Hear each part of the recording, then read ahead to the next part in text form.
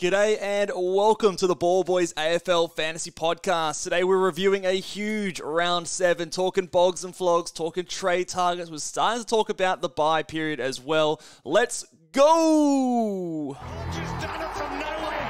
Hoisted the goal from inside the 10. Shade from the boundary. Dusty. Petty.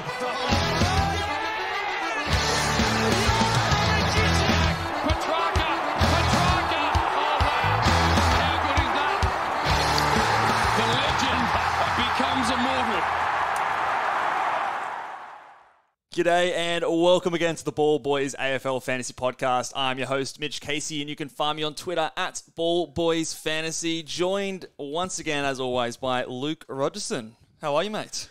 Mate, I've got the sniffles. You got the sniffles? I've got my toilet paper here at the ready, just in case, but it's dropped below 25 degrees up here in Queensland, and I've got the sniffles. So I'm doing well to be here, mate. You're powering through. I'm tough as woodpecker lips. Yeah, so that's one way you can put it. Nothing's going to stop me from sitting at a desk talking fantasy. Absolutely, yeah. And I'm sure the listeners appreciate your hard work. You know, you're not this LDU type that's going to pull out. Laid out. Yeah, you're not no laid outs here. We're through thick as thieves in this fantasy podcast that recording. Being said, I'm leaving you high and dry come Friday, but we might talk about that. Yeah, we'll talk about that a little bit later. But that's at least forewarned. You know, we'll call that your buy period or whatever.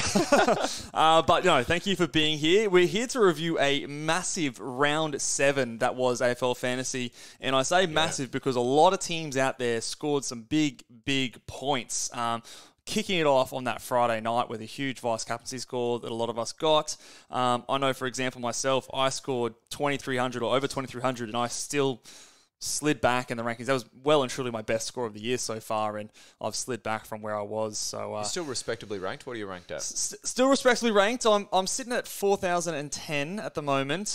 So it was about 3,500 last round. Slid back about 500 spots, but with a nice bit of a kitty in the bank, 377k to spend. So I'm excited to make some upgrades this week. What about yourself? What about the Ox Shorts? The Ox Shorts, they actually, I mean, we improved in our ranking and we actually cracked the top 20,000. So he's coming. It's still, coming. It's still looking pretty stinky back here, but I think we may be trending in the right direction. I actually got the first win in the Content Creators Cup as well. Thank you. I wish I was feeling a little bit more up and about to celebrate. Who'd you knock off? I knocked off the future Hilux winner, Dossie. Oh, as well. okay. And to be fair, Dossie... He had some ripper trades this week. Mate, he brought in Chera and the pastor, Fiorini. Wow. And, how did you manage to knock him off there? Well, it was just the VC score of Marshall. I think he didn't have it? Okay, line. right. Yeah, I don't believe he had it. But okay. No, it was good to get the first win, and it did nothing for my positioning on that ladder. I'm still dead last. So, really? You haven't even taken over Xavier?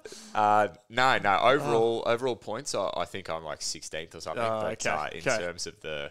Yeah. Well, plenty of season left to make a comeback, mate. You've got your win on the belt. The monkey's off your shoulder. It's the Oxlongs season. The Ox Shorts are a thing of the past. Change the name, mate. We're good back to Oxlongs.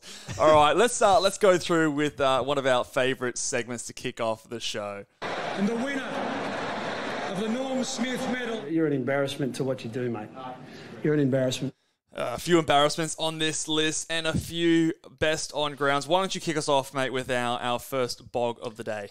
Yeah, there's no need to guess who this is. It's Rowan Marshall. It's pretty simple. I think Roma. The only way you might not have had him as your bog is if you didn't put the VC on him. And to be honest, right as that game was about to start, I was kind of Marshall, English. Yeah, you were thinking about doing something a little different to me and going against the big boys. Well, yeah, I didn't want to be a copycat, but then I saw Mini Monk tweeted that he was going Marshall, and I thought, that guy's a good coach. Oh, so, he knows what he's doing. Yeah, not this Mitch Casey bloke. Yeah. So I ended up going Marshall, and I'm very, very glad I did. Well, I'll use this chance to pump up the big boys. We've been doing okay with our captaincy scores, and I meant to actually calculate my averages for my captains so far this year, but I'd have to say it must be doing all right. I might do that a bit later, maybe on the show on Friday where we go through the captains. But yeah, so far so good. Especially when you get a 159, that definitely helps the average. Boost the average. Yeah, boost the average a little bit. But it turns out a lot of people had him as their VC. I think about 50% of the top 10,000. So, but in saying that, that's still better than half the. I don't think anyone else had a better captain score. So, yeah, legend start to the week. It always is nice just to get that VC out of the way. Don't have to worry about captains anymore. Yeah, it did feel good. It's a good one. I'm going to put the flog out there for Brad Crouch. So he's had back-to-back underwhelming, back-to-back underwhelming scores. The first one you can kind of give a pass to because both he and Steele went poorly, but this week Steele went big and he went just as poorly as he did last week. So 73% time on ground. Now we know that Port Adelaide are tough to score against, but again, when you compare him to his teammate there'd have to be, if you were an owner, because he is a point of difference, he's lowly owned, if you were someone who had Brad Crouch, you'd be very nervous that the return of a Jack Steele is going to be negatively impacting him. I don't think it's enough that you trade him or anything like that. He has North Melbourne this week, but it's just a nervous watch when you've got a player so lowly owned in your team who's not delivering. So let's step it up, Brad, for all your owners out there, mate. They need you. We do. Let's move to the Brisbane Freo game, and the bog in this game is this a bloke warms that my heart. This is a bloke that I have backed all year. I have never wavered in my backing of Hayden Young. I can't recall a single time where not even a doubt has entered my mind. Yeah. Hayden Young has always been a guy that I've backed, and he was quite easily the bog. Now, just quietly, it's. Most people might sense the tongue-in-cheek there because that is certainly not the case. We have been bagging him relentlessly. But this is the first game in a long while where I haven't actually watched the game. So maybe he was just feeling the pressure from me watching him so closely, and now that those shackles have been lifted. You now cannot watch any. And ironically, he was closest to us this week being in Queensland. There's a few different things that it could be. Obviously, we'll touch on this a little bit later, I think, as well, and how much it's going to remain the thing, but Freo changed their game style fairly significantly. Yeah, well, you want to gloat about that, don't you? Yeah, and well, look, if we return back to one of these segments that we did the other day.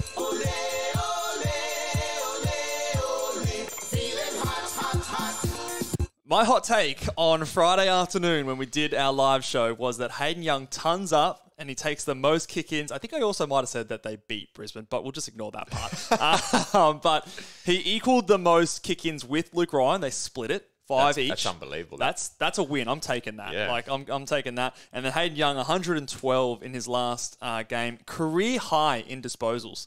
What did he have disposal-wise? Actually, that's a good question. Let me check that. And I'll just mute your mic while you blow your nose there.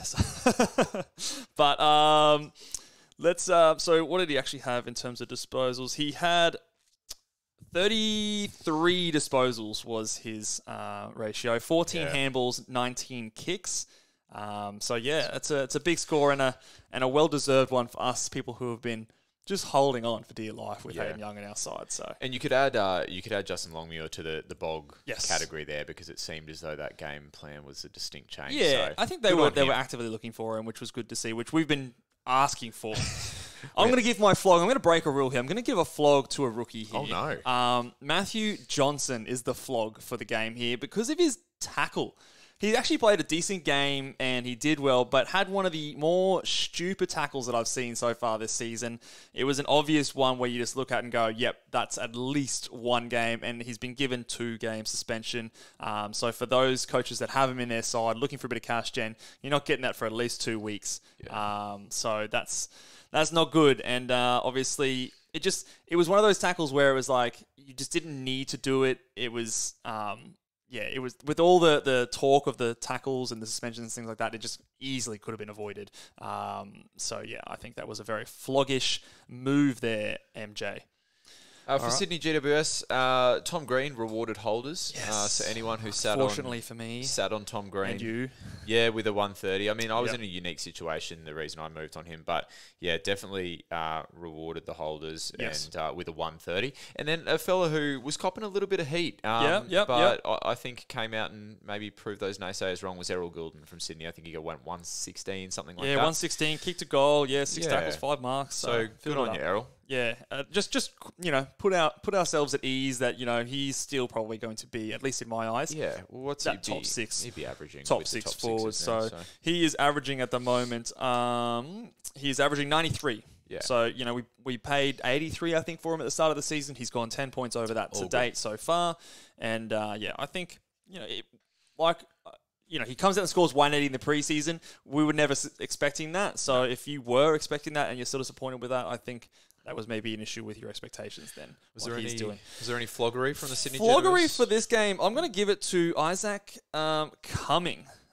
Just because this guy has been a very big disappointment this year. I actually picked him up in draft as well, which is, again, another reason I've given this man a shout out. Was that when you dropped Sheasel in draft? Or? No, that was at the very start of the season. I dropped Sheasel for someone much worse.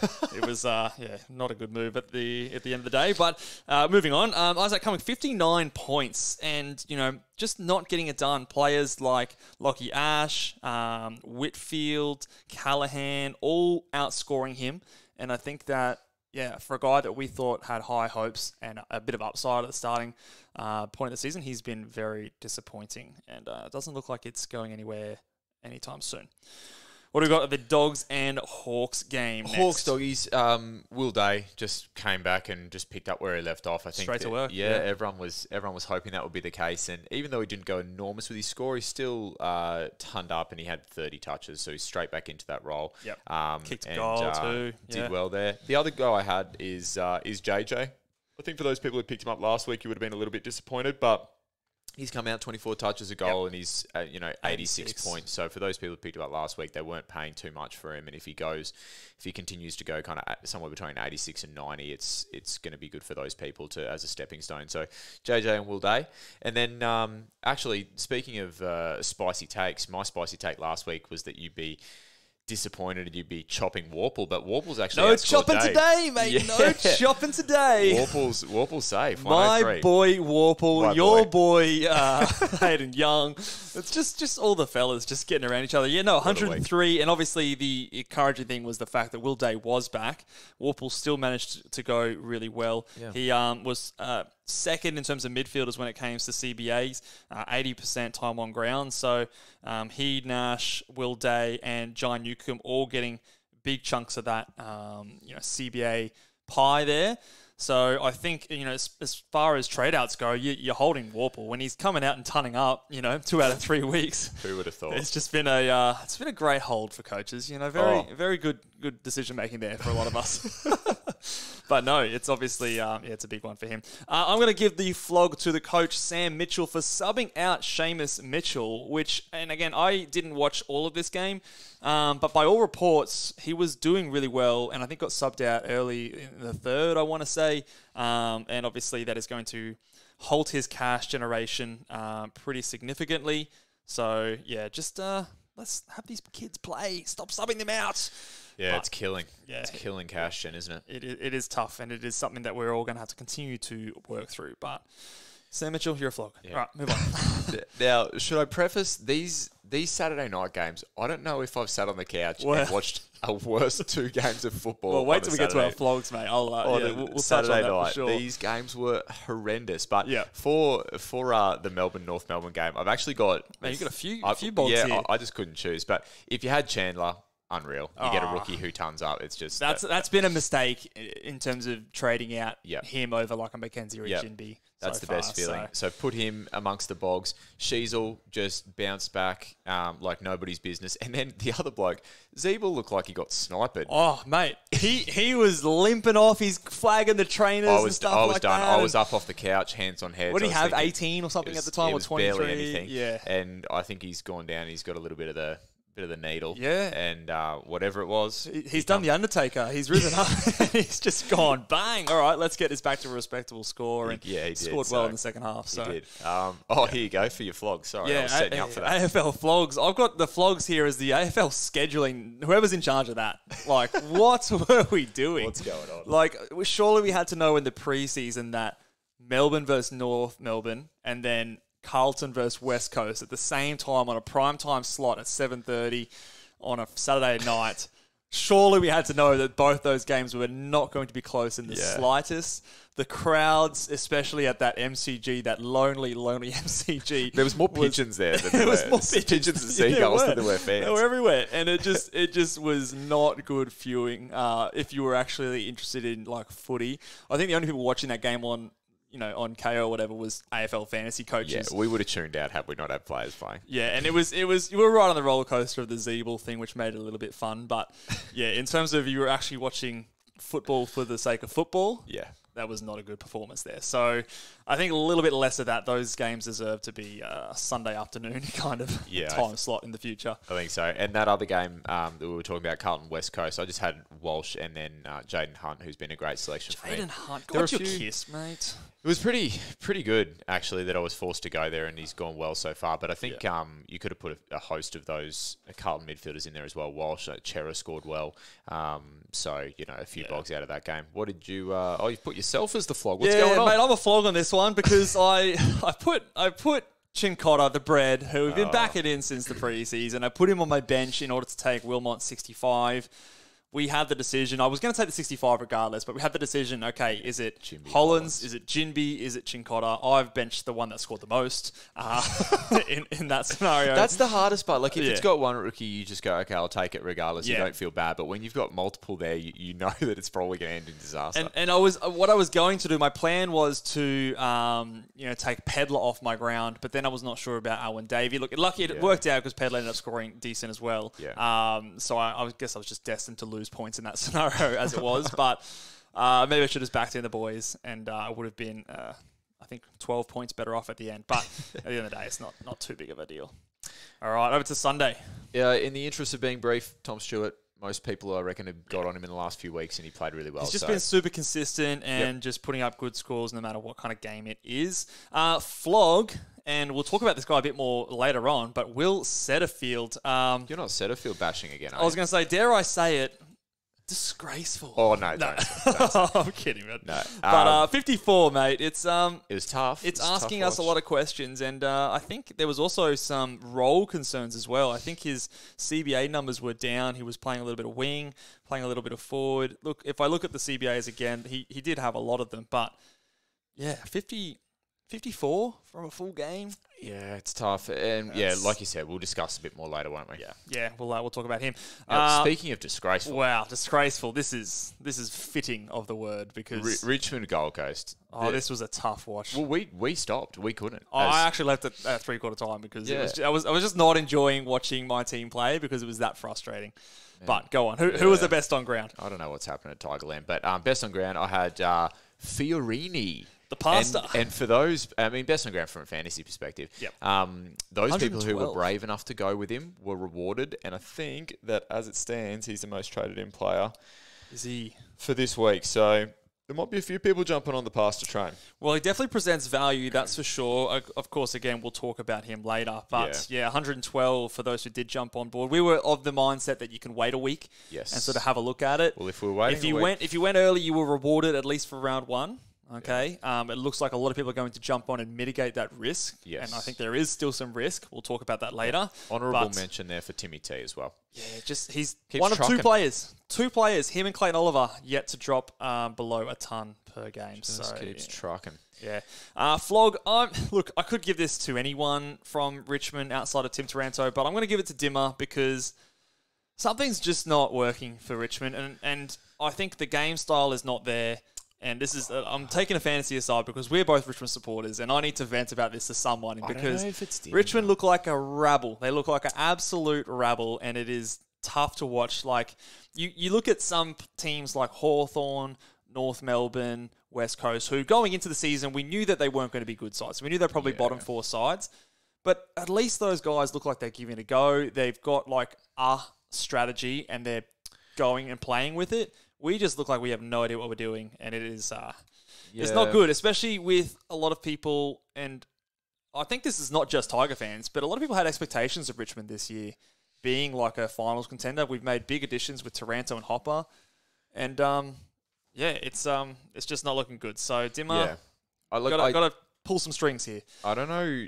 I don't agree with you fully. Look, I think it's a tough one. I don't know whether it's Dimmer, but we still have a distinct game plan. It's just the execution is so poor. Like, you think about 2 of their first 3 goals were basically us kicking it to them. Yeah. But then also, Richmond's game style for the last 5 or 6 years has always been that slingshot. The difference between what we're seeing now and what we were seeing 5 years ago is that we just execute that last hand pass or that last kick. Now we don't. It's slingshots or returns. But anyway, this is not the Richmond podcast. It's the fantasy one. I just need to get that off my chest because Richmond, you're doing my head in. Anyway, let's move on to the last game. Best on ground for Adelaide versus Collingwood. Who have you got? Dawson, Laird, big scorers. This week I actually brought Dawson in to sort of cover off the competition. The cyclist also an honourable mention because people who were fielding him, 75 odd from a rookie. He has actually been an excellent cash cow for us. Like, if we look at his scores, he's only dropped below 55 once this season, and as a pressure forward, like he's doing really, really well. I remember after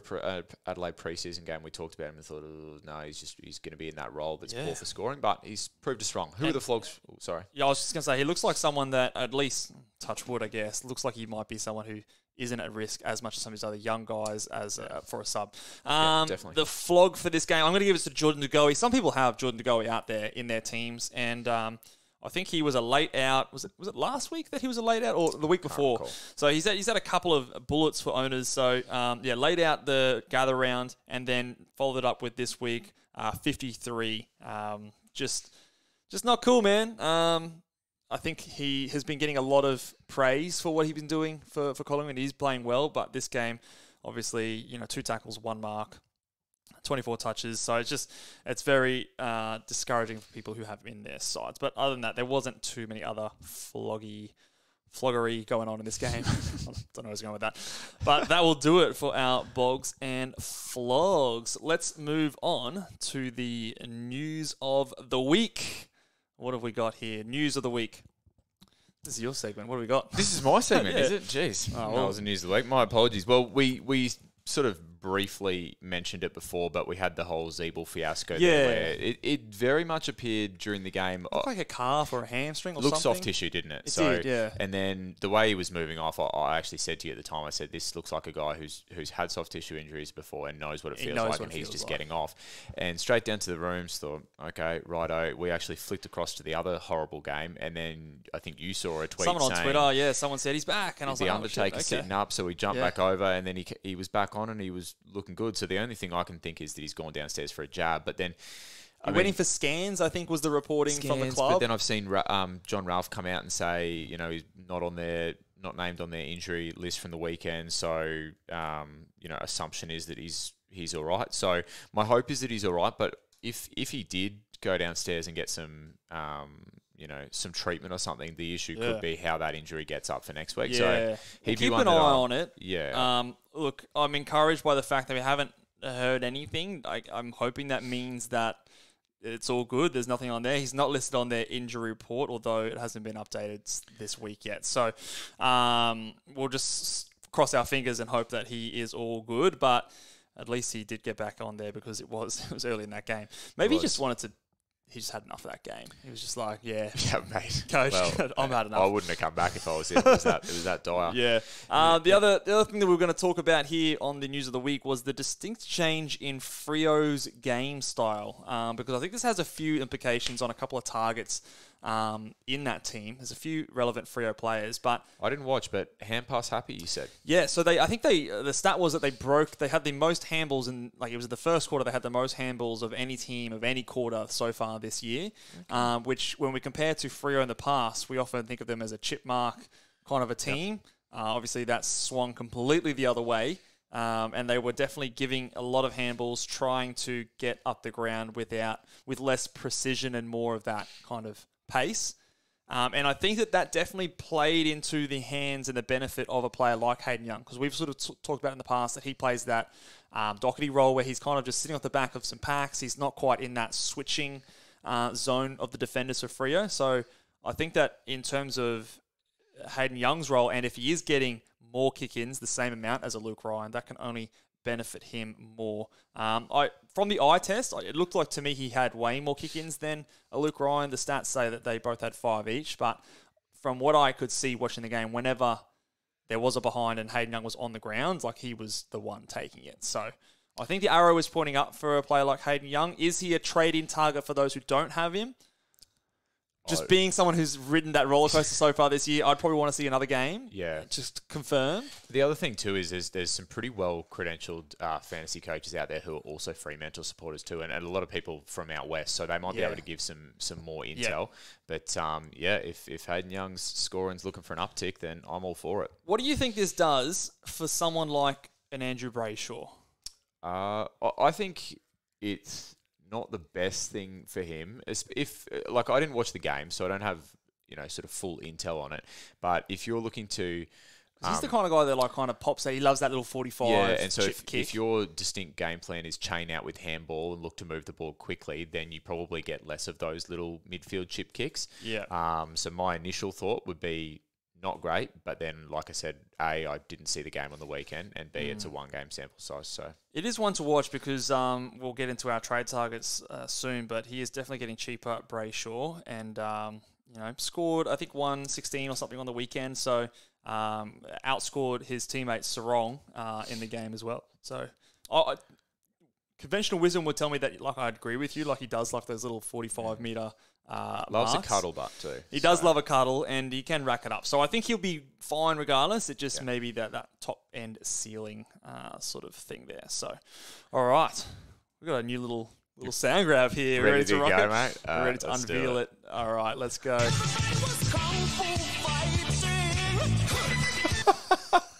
He's pulled the Kung headband Fu off. fighting. All right. People are getting the chop. All right. I think for a lot of people, and this is definitely where I would love to go, people getting the chop are some of these rookies. I'm putting Cam McKenzie, Will Phillips, and Ruben Jimby in the same basket. I love how you've adopted the hand too, just mate. the gesture. That's good. I feel like it's therapeutic almost in a way. It's just get rid of these guys off my team. But Cam McKenzie, Will Phillips, and Ruben Jimby are all rookies that have a little bit of money on their head. Yep. And are either not playing or actually starting to go backwards in price in a Ruben Jimby. I think my thoughts were you hold Jimby, at least he's playing. He's entrenched in that best 22 for the West Coast Eagles. But I don't think we can expect the Ruben Jimby that we saw at the first couple of rounds of the season moving forward. Poor bloke's playing in a team that's getting beaten up. He's getting smashed. He's doing as much as he can, and all the credit to him. He's given it a red hot crack, but I think that his body's just not going to be able to last long enough, and he's going to get more rest. He's going to get roles where he's playing in defence, which we've seen in the past already. Yeah. So I'm keen to cut bait and get Jinby off your ground, see if you can get him up because he is nearly 500,000. So, and I think those other guys, there's a lot of red dots out there, so they've both got over 400k on their head. Yep. If you can do one of those guys down and a Jimby up, you should be able to get to something at least decent from there. So those would be sort of my top priority chops. Sort of the next category of guys that you've got in the chops, they're guys that maybe haven't quite made as much money, but their job security is starting to look a bit shaky. Yeah, so Lockie Cowan and Alwyn Davey, two guys that I've got here. You could also throw in players like Noah Long or any of those other kind of rookies that are 300,000 sort of bracket, potentially red dots, potentially sub risks in the future. I think that if you could, and this is the situation that I'm in because I banked a whole lot of cash last week, I have enough cash to do one of these guys down and say like a Jinby up. If you are in a situation where you can do that, I think that's an excellent trade, an excellent way to go about it because you're fixing cash gen and also still able to get an upgrade. But if these guys don't give you enough to get to the guys you want, then perhaps you look at the next group of guys. All right. So you could, I guess you've got a heap of cash in the bank. You're going to be able to go Jimby up to a premium. Yeah, I will be able to, but not like if you don't have much cash on you. These guys might just have to sit there until their cash is more useful for you. I guess is the concern. Now, the next few guys kind of fall into that category of, I guess, sort of in that mid-pricer range, varying degrees. But talk to us about the Wolf. Yeah, so Liam Stocker, Wolf of Wall Street, he can go. He's scoring like a rookie, like he's getting outscored by Chincotta these days. So I think he's got enough money on his head. What's he actually priced at? Priced at 582. So he's got nearly 100,000 on top of a Jimby's head. So I think he can definitely be traded and get him to someone else out. Even if it means like if you trade out Jinby and Stocker, I think that's fine. If it means getting to the guy that you want. Because I think a lot of the rookies on our bench in Chincotta's, sometimes even like a Darcy Wilmot, like on the weekend, can put up comparable scores. So I think he can go. And then a couple of premiums here, which I guess is more of a discussion that I want your take on. Yeah. Liam Baker. Now, he was someone that potentially people were trading into a couple of weeks ago, but the return of Jaden Short has resulted in back-to-back subpar scores, and not, well, I shouldn't even say subpar scores, but pretty bad scores.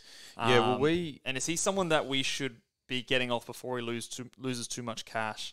We kind of somewhat misread the situation in terms of when we thought Short came back, we thought he'd come into a predominant midfield role, which would leave Baker and Rioli to continue doing their thing. But let's also acknowledge that we always, anything where we discuss Liam Baker, we always talked with the caveat that he's a Swiss Army knife. He'll do anything the coach asks him to. Exactly, whether that means a 30-point fantasy game or a 130-point fantasy game. So there was always that, and that was part of the reason I went Zeeble a couple of weeks ago. So am I getting off him?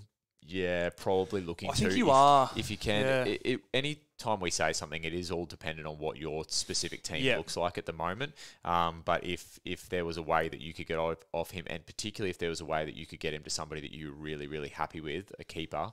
Like if you could do a sideways move from him to another defender or something like that you're more keen with, and then maybe another sideways, quote-unquote sideways move to get onto a cheaper, riskier pick, maybe like a Fiorini or something like that. Yeah, okay. That could potentially be a spicy move to make.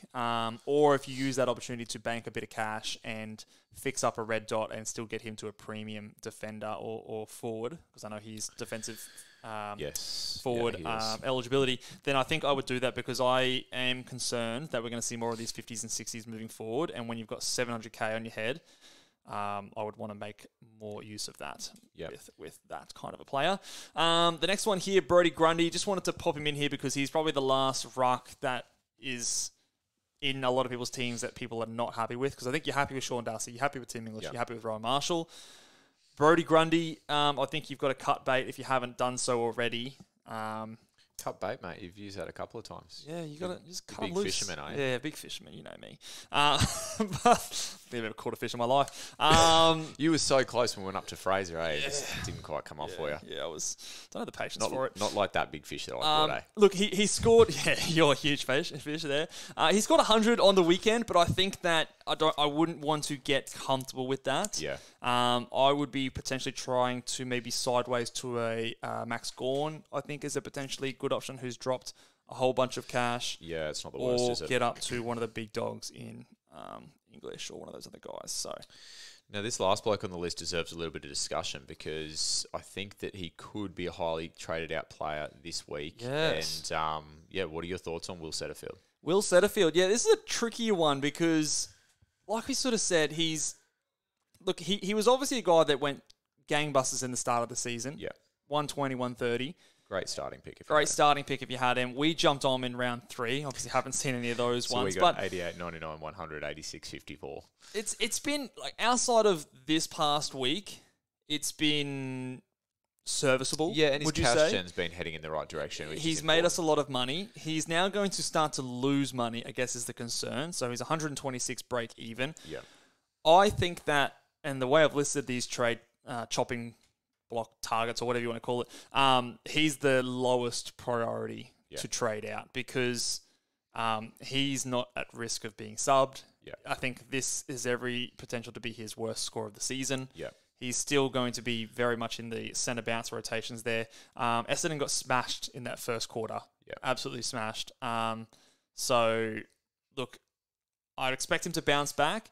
He's by no means, it's a good reminder that he's not a keeper. He's not someone that we keep for the rest of the season. But I do think that for him to be scoring high 80s, 90s, that's fine for me to just carry through to the bye rounds. And he goes Port Adelaide, and then he goes Brisbane, but then after that he goes Richmond. Port Adelaide might be a good matchup for him because if they, what they did with St Kilda, they tried to make it this one-on-one, lots of cuddles there, get in there, consistency. But after those two, he then goes Richmond and he goes West Coast. And then North. Leading into the North. bias, yeah. So it's probably, if you can, do some stuff that you're happy with and leave Setterfield there, I think you're probably tempted to There hasn't been a big role change, I think, is the thing. And when you're a guy that's a walk-up starter in your club, you're getting centre bounces. Yeah. Those are the kind of guys that we hold on to. Yeah. Because I guarantee in most teams they're a bigger fish to fry. Like it's all about the fish today. There's bigger things that we can do to help our team score more. So catching them, cooking them. Yeah, that's it, mate. But I think for me, I'm going to be holding him. Yep. We'll see how well that works out for us. Beautiful. Should we talk some trade targets? Trade targets. Well, let's do it. Yes, some trade targets. So let's start by talking about defenders. Now, I think. Can I just ask you before we talk about defenders? I was having a bit of a look today, and are we devoid of rookies to trade down to? Like, I saw a couple of names pop up on various podcasts, but none that filled me with confidence. I saw Angwin pop up. I mean, Weddle played all right for Hawthorn, but are we? It's dicey. Do you know what I mean? It's dicey. Is it go to a mid-pricer and that's all you can do? Or I think we've got to try and do the best with what we can. Fingers crossed. Maybe there's someone that gets named this week. I don't know what's We'll wait till Thursday night teams. But I think at this stage, Ryan Angwin to me is the top of the list with guys. It's 251K. It's still pretty cheap. You make a decent amount of money going down from. And this is where you might need to cut some of the guys that you maybe wouldn't want to cut to get to the guy you want to do. And this is, so it's tough. It's something that we're going to have to monitor. But we've got to try to do our best, just make as much cash. And this is the cash crisis happening right now because the guys that we want to downgrade to him have only, Ryan Angwin's 250K. If you go Alan Davey down from him, you're only making 90K. That's getting you nowhere, Good right? luck. I'm thinking about doing something potentially spicy with my trades this week, but I'll talk to you about that in a sec. Mate, I'm keen to hear it. All right, let's talk about defenders and some trade targets here. I think Tom Stewart, we've said it for a month now, he is still a trade target to me. That round 13 buy I think is extremely important. He's been consistent. He's still value, in my opinion, so we should all be jumping on him. Will Day, I think, is still a decent target, although he did shoot up to 768K. So what's he priced at now? He's now priced at 89. Yeah. So you're backing him to go 100. I think he's probably 95 is what I would project him to do. And part of what you're trading him in for at this point is you expect him to be a top 6 defender or thereabouts. Yeah. So, a lot of people got on him last week, but I would agree that if you don't have him, he's still a viable option there. JJ, do we think is it too late to jump on a JJ? Well, he's part of my potential plans this week, which is intriguing. I'm thinking about, and you may talk me out of this. I may look like an absolute idiot, but I'm thinking about potentially going 2 rookies across to Fiorini and JJ too, because I've been talking about it a little bit for the last couple of weeks, and like I said, typically I don't really know my ass from my elbow, but it seems this year that bridging the gap between a fattened rookie and a lowered premium is near on impossible. Difficult is a word, but it's getting to the point where I'm I just don't know how I'm going to do it without doing double downgrades, and then doing it every second week kind of thing. Yeah. So if I can get across to these guys and then they can make me the extra, let's call it 150K, 100K, to then drop a rookie and take them and Jaden Hunt up, then maybe that's where I'm going to go. I don't know.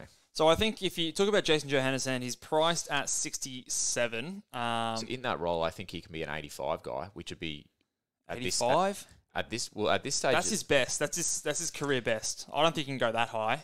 I think he's done. Well, what do you? Let's say he goes 80. That's still a great. I think 80. 80 you can maybe expect. So what's the pricing for 80? If he's at 80, what that does makes that get him his price to? In terms of a price, a number, a dollar figure, roughly. Let me see if I can find someone who's priced at that right now. Sorry, I'm asking lots, but But it means you can bridge the gap from a guy that's priced at 80. It'd be about 700,000. It'd be about, or like just high 600,000s. So that for me is a gap you can bridge. So you go a fattened 500k rookie down to a 250, and then you go that 700 up to the 900. Yeah, you would just need to pick the point to jump off perfectly. And we don't always get that luxury especially when it gets close to buy times and things like that. But I think it's still a play. Like I saw, he's obviously at least 10 points unders, maybe 15 points unders, which is decent. That's okay. And if he's doing that, it's all right. And especially if you can do that with someone else. So even though you've missed like the last 2 weeks where he's gone up a decent bit in price, you feel more confident in the role. Yeah. So I think if it's going to be a play, it has to be this week. It can't be any later. Otherwise, I think that ship has sailed. So this is probably the last week you can do it. Okay. But yeah, I think I don't think he's 85, 90. I think he's 80 in terms of projection, because that's the best he's done in his career. Like his career high was back in 2019 where he averaged 82. So that was 4 years ago. He's now 30 years old. So I don't think he can do that. Well, he would have to match that, which I guess is possible. From this point on. But and even that's only 13, 14 points of upside. I think it's still a play, but I would be wanting to also do that other play which you talked about, Fearing, which will. Let's see how the week evolves. But sorry, I've hijacked your that's all good. Segment here. I also want to talk to you about Angus Brayshaw, who has been someone who has been very frustrating for those who started with him. But he is now $194,000 cheaper than he started with. But what's going to change? He's come back off 2 scores in his last 2 games, an 80, and last round was a 95.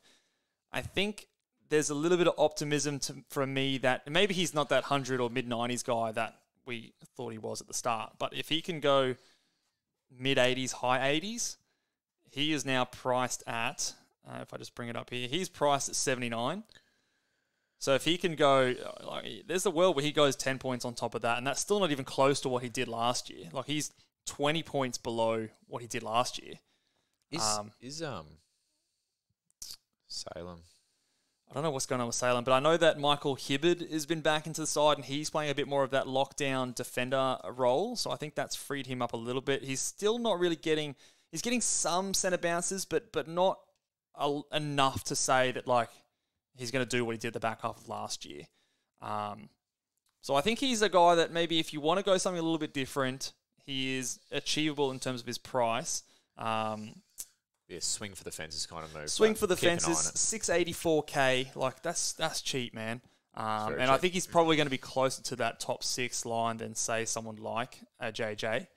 But yeah, there definitely is a little bit of risk to it. But I think that I'm encouraged by the fact that he's sort of brought his scoring back up, and we've obviously seen him do it in the past, and he's a guy that can score big. He has a big ceiling, as we know.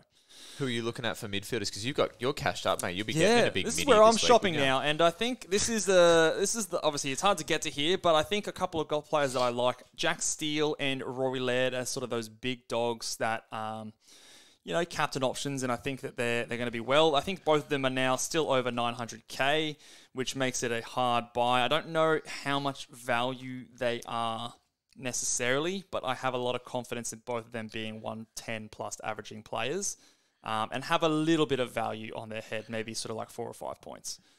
We're in desperate need of midfielders. I had a look at my team. I have one premium midfielder. I do too. I have Bont. That's it. Yeah. So the other guys that are currently playing in there are guys that will fill out my... I feel like my back line and my forward line are pretty much filled out, and there's guys covering in the midfield, but Bont is that I think a lot of teams will be in a similar boat because a lot of the value has been in those defence and forward lines. So I think a lot of people have been waiting for some of these premium mids to drop, and they're dropping a little bit, but it's not much. So the next guy here is definitely someone that I'm looking at this week, and it is Andrew Brayshaw. He's got a round 12 bye. He is now priced at an average of 102 or 103. He obviously averaged 111 last year. Yeah. He has been reportedly been carrying a bit of a niggle, a bit of an injury. From what I saw on the weekend, he looked like he was moving pretty well, scored 113. What's his run coming up? He's coming up to a run going against Hawthorn this week, so that's a nice soft kill. Yeah. He then has a couple of tougher matchups after that, though. He's got Sydney at the SCG, Geelong, and Melbourne at the MCG. So not the easiest of runs outside of this next game, but is still someone I think that maybe is a little more achievable at 884k, so below that 900k mark, who at the start of the season, we were kind of considering him, Oliver, and Rory Laird as like those big three in terms of captain options. But obviously with that niggle, he might be a little bit cheaper. Noah Anderson, round 13 bye, blitz the Tigers, who I think we're going to have to start penciling in when teams play the Tigers now, because that looks like a fantasy feast there. It does, doesn't it? Although he is starting to get a bit expensive. And I want to get your take, because I was almost trying to get you to trade him in last week, but Callum Mills is potentially that guy that people might be able to get up to, who is coming down in price just over 800k. What are we doing with Callum Mills and his role?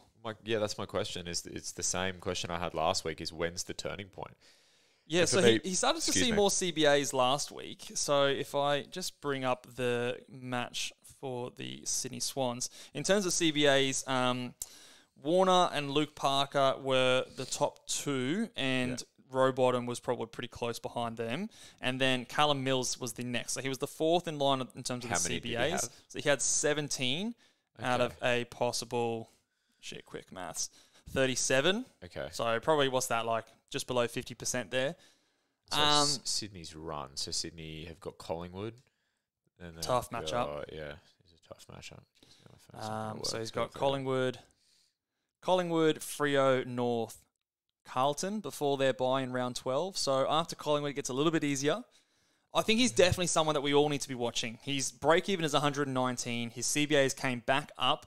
I think if you wanted to do a risky move with a potential huge return or reward, you could go a Callum Mills this week. This potentially might be the cheapest that he gets at 807,000. Break even of 120 against the Pies would be an impressive performance, but we've seen Callum Mills do this easily in the past. Look, this guy has got one of the highest ceilings in AFL Fantasy. Like, when he has the right role, he is a guy that can be the number one scorer in AFL Fantasy. Yeah. He's priced at, what is he priced at in terms of an average? Like 90. He's priced at 94. Days. He can put 20 points on that easily. That's crazy. I don't think I'm going to do it, because I want to wait a week and I have the luxury of being able to afford some of those guys a little bit more than him.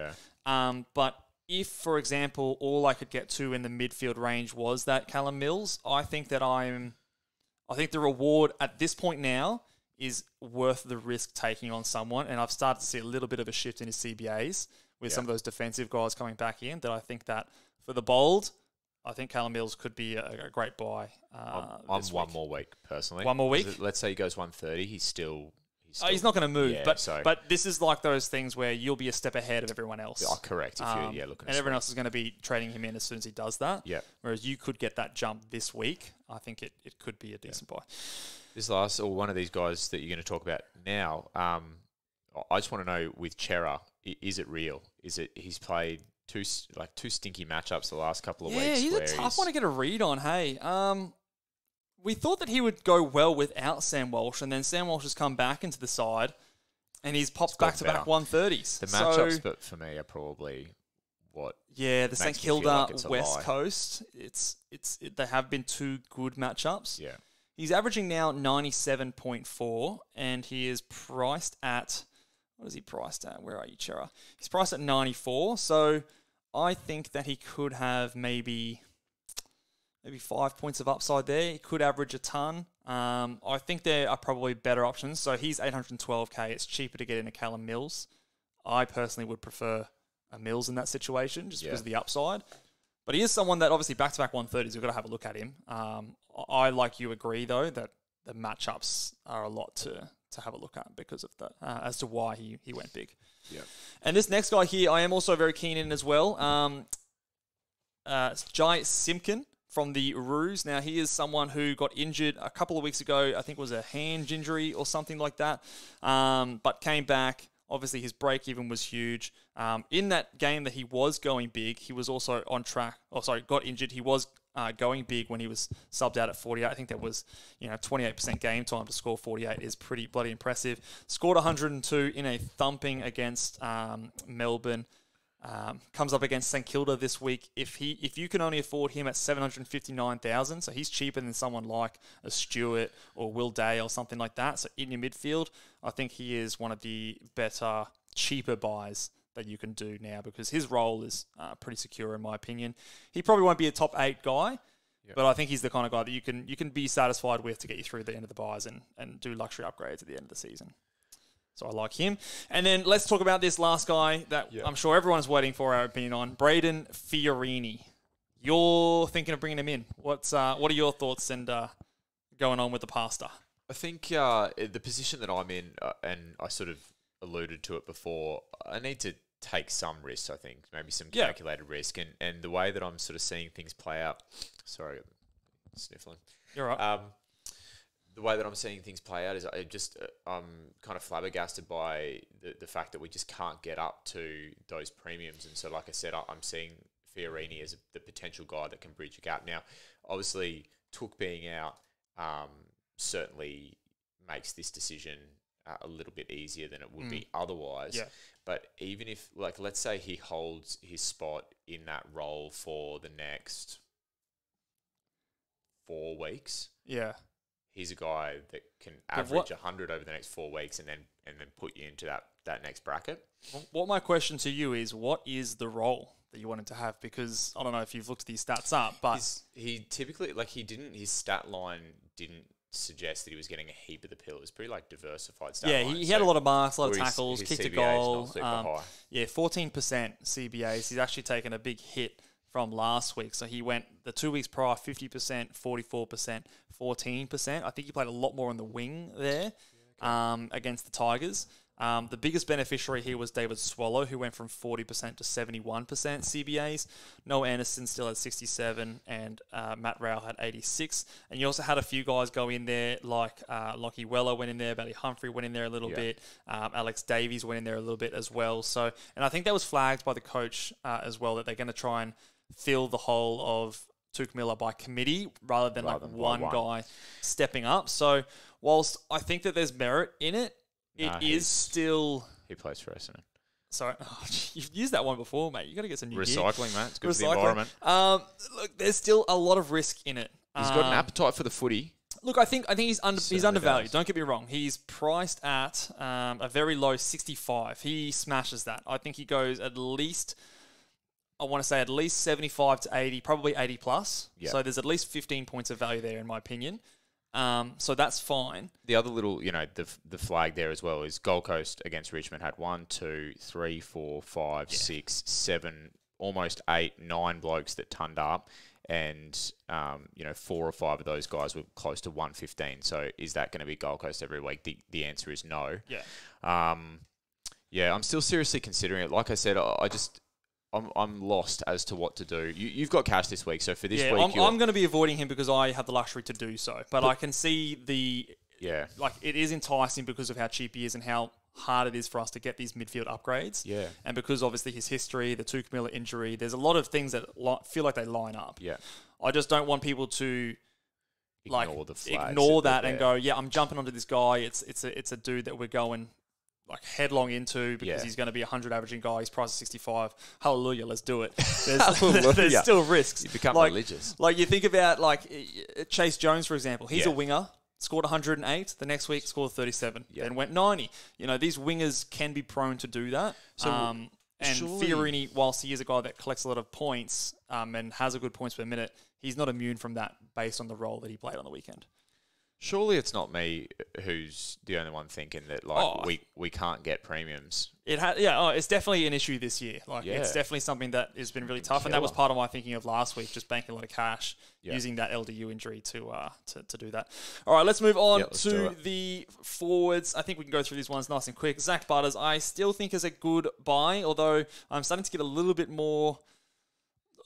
less bullish. I think just by the fact that I think Port Adelaide are not scoring as much as a team as they were previously. Yeah. I thought that, and especially on the weekend, they were definitely very They weren't chipping it around. They were very much trying to make it a tight contest there. And I think that might hurt Butters scoring up in a ceiling sense. But I still think that he is someone who could be close enough to those top 6 forward and is achievable to get. We've popped in Darcy McPherson in here, who just keeps getting it done. The thing with him is he's already gone up significantly in price. So the few people that started with him to begin the season has just been an absolute knockout pick. I think he's gone up 200k. But he's getting now to that point where he looks like he's going to go close enough to the top 6. I think he's a defender forward, is he? Yeah. He's going to go close enough to top 6 on both those lines, seemingly at the moment, that he's like an alternative option if you're looking at like a Will Day. Yeah. Or you're looking at got a good buy. Yeah, I was going to say, I don't know how much or how much are we valuing that round 13 buy? Should we be valuing it more? Because it is something that is super unique. Only 2 teams have it. Yeah. And it's going to make a big difference when it comes to buy rounds. I know a lot of people are struggling with rookies being available. We're not going to want to have to field these rookies that are going to get subbed off. And especially like those round 14, round 15 buy rounds where a lot of people are very heavy on. If you have a guy there who's already played his buy, when he missed, you had 28 other players that could have taken his spot. Maybe we're not valuing this enough. And a guy like this, who, like you said, he's averaging 93. That's top. That's thereabouts in the top 6 defenders or forwards. Yeah. And he's still in his 747,000. So I'm just putting it out there. It's that psychology that like if someone's already gone up you 200,000, yeah. Is it too late? But I don't know. He's playing a great role. He's on the ground for long stretches. He's usually over 90% time on ground there all the time. And like you said, back-to-back hundreds last 2 weeks, and people were jumping back on Will Day this week and last week as well, and he's priced similarly. So maybe an alternative with a better buy round. Yeah. And then Joshua Shelley, I've got there as well. Didn't score like we'd hoped on the last game, but I still think I'm backing him in as a guy who could probably score around those high 80s, low 90s. I think is about where I have him pegged, and I think that again, if you're looking for a forward, it's the best you can get up to. I think it's pretty good. He's still his CBA's dropped a little bit there, but I think that was more because Keys came into the midfield and did a bit of a job there as well. So I don't think that's going to happen regularly. All right. You wanted to talk a little bit about buy rounds before we wrap up? Yeah, so a little bit of buy round talk. We've been alluding to it throughout the podcast here as well, but it's definitely now the time to start considering your buy rounds when you're making your upgrade targets. Now, I remember our first podcast that we talked about last year. We talked about the buy rounds being the ones that separates the boys from the men. It's where the ranks really reveal themselves, because if you're organised around your buys, you can make massive improvements. If you're not, your team can be in shambles and you can end up with a team worse at the end of the buys than when they started. That was what happened to me. The good news about this year is I think that the buy rounds are going to be easier than ever. Okay. Because there's 4 buy rounds, the first 2 of which are easier than the last 2 because there's 4 teams on the first one, only 2 teams on the second one. So I think they're going to be pieces of cake, those first 2 buy rounds. In the last 2 buy rounds, you're going to have more trades, more time to sort yourself out. Because we've effectively got 4 rounds of 3 trades. Yeah. Like, you'll have plenty of time to avoid disaster. In saying that, we still want to optimize what the best thing is. So I hear a lot of people talk about like a perfect buy structure. People talked about like the 8, 10, 12 structure in years past. I don't necessarily subscribe to that. I also don't think you need to have like an even amount of premiums on each buy, because at the end of the day, it's all going to average out the same. So I think you just got to make sure that when it gets closer to your buy rounds, especially with like the rookies you're trading in, I think those buy rounds are more important the closer we get to it, and if they're going to be there. Just making sure that you're not overloaded on one buy round. So say, for example, I know a lot of people are really loaded up on round 15, which is fine. It's not panic stations yet, but if you are starting to do those upgrades now, maybe as a tiebreaker, you start to look at, okay, what buy round am I really heavy in? What am I light on? Can I, get those guys? So for example, for me, I actually don't have very many players in round 12. So I'm going to put a slight favouring towards those round 12 premiums. And a few of them are getting cheaper, like a Callum Mills, like an Andrew Brayshaw, that you can maybe bring in over some of those other guys that are around 14, around 15. But definitely time to start considering them when you're making your premium upgrades. Does my head in, hey? Yeah, mate. Does my head in just trying to think about it. So, but for anyone who has the Rare's Magic season guide, I definitely would recommend using that tool a lot because it is it's a really good tool. very helpful. Very helpful, and a good way to get your head around, how many players do I actually have playing versus how many do I have missing. I think that's like a subtle but important distinction to make, because I think a lot of people stress out that I've only got so many players in my premiums that are playing. That will do it for us, mate. You made it through. Thank you for powering through, mate. Thanks, mate. Appreciate it. So we'll be back. I said we'll be back Friday, but it'll actually just be you and... We'll sort something out. I don't think anything's been locked in just yet, but there will be a show coming Friday. Yeah. Whether it's a live show, whether it's Beers with by someone yourself, else or something. mate. I don't know. We'll sort something out. That could be very sad. Beers by yourself. Yeah, I won't be doing that. But where are you off to again, mate? You got a wedding? Is that right? Wedding. Yeah. Not my own, but footy mate. So off to a wedding. Apologies that I won't be here, but gotta go support love, mate. We love love. Love here at the Ball Boys. Ball Boys, big boys. Jeez, love. Don't link those two things together, man. All right. But no, we'll have some kind of a show for you guys on Friday. But in the meantime, make sure you guys are subscribed. Give this video a big thumbs up and tell your mates about the Ball Boys AFL Fantasy podcast. And tell them about our big boys. Yeah, tell it, mate. The big boys are going big. That's for sure. But otherwise, we'll see you guys next time. Laters.